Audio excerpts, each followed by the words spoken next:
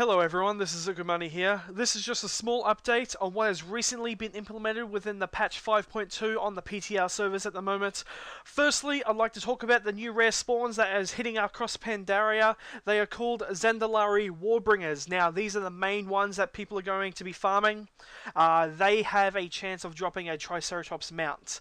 Now, the mounts that they drop depends on the color of the mob. So if the Warbringer is riding, let's say, a Cobalt Triceratops, then you have a chance of a Cobalt Triceratops mount to drop for you. Now, from testing it on the PTR, the drop rate seems to be about 5% drop rate. It may be a bit lower once it hits live, and of course the respawn timers on these mobs are unknown at this point, because as soon as they died on the PTR, they instantly respawned.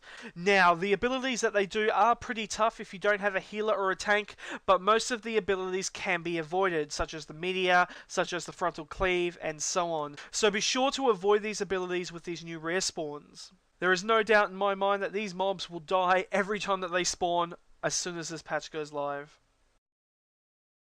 Blizzard has opened up the Isles of the Thunder King to everyone now, and this zone is starting to shape up to be even better than what I thought it would be. Now, there are some small updates to some of the areas on the island, including adding some new mobs to the island, but the major mob I'm going to talk about right now is what appears to be a new rare spawn located solely on the island. Now, it doesn't have many abilities, but it does hit very hard. So hard, in fact, that it's going to be hard for anyone to kill this solo, or even with a team of two if you don't have heals or a tank as support. When it dies, though, it appears to drop an item called the Li Shi Ritual Stone. Now, this stone, in the text there, it says a spell focus used to summon powerful combatants throughout the Isles of the Thunder King. Now, the opponents will require a group to defeat. Not sure whether these will be just group mobs that give rep/war offensive to your faction, or whether they'll be used to summon the world boss out in this zone. We'll just have to wait and see what happens, but I'll be keeping a close eye on it on the PTR. Finally, and by far the greatest addition in my mind to the island, is that they have appeared to flag the zone for PvP. Not only that, but when you kill a player and loot their corpse, they appear to drop an item which seems to be used for rep turn-ins, or some sort of turn-ins in general within the war offensive. Now, for every mob that you kill, you're the only person that can sort of loot it. If someone else loots it before you, then you lose out on the opportunity. But this alone will basically promote world PvP on the islands.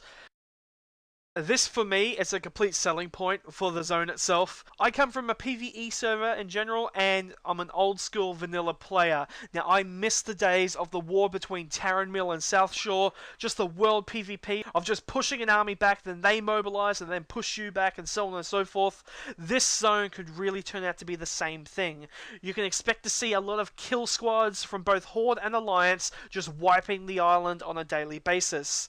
I really look forward to this, and I guarantee that I will be participating throughout all of it, both on PTR and on live server. This has been a small update on some of the bigger changes that have hit the PTR recently. My name is Zuckermoney, thank you all for watching, and I'll see you all next time.